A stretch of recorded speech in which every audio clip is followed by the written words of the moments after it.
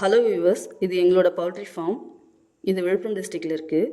கோழி வளர்ப்பு பற்றின செய்திகளை ஷேர் பண்ணுறோம். சிக்ஸ் வரும்போது 4 days ப்ரூடிங்கில் இருக்கணும். அதுக்காக ப்ரூடிங் செட்டப் ரெடியாக இருக்குது. இப்போ பார்த்தீங்கன்னா 7500 சிக்ஸ்க்காக இந்த ப்ரூடிங் செட்டப் ரெடி பண்ணியிருக்கோம். இதில் சிக்ஸ்க்கு பெட் மெட்டீரியலாக கொக்கோபீட் யூஸ் பண்ணியிருந்தோம்.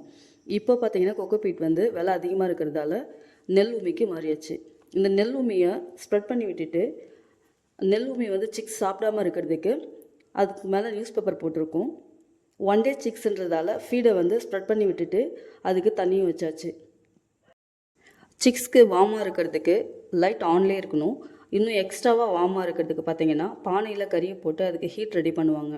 அந்த ஹீட்னால இன்னும் சிக்ஸ்க்கு வந்து வார்மாக இருக்கும். சிக்ஸ் வர்றதுக்கு முன்னாடி ப்ரூடிங் செட்டப் ரெடியாக இருக்குது. இதுக்கப்புறம் சிக்ஸ் வந்ததுக்கப்புறம் டே பை டே கோழியோட பராமரிப்பு பற்றி உங்களுக்கு வீடியோஸ் தான் நாங்கள் அப்லோட் பண்ணுறோம்.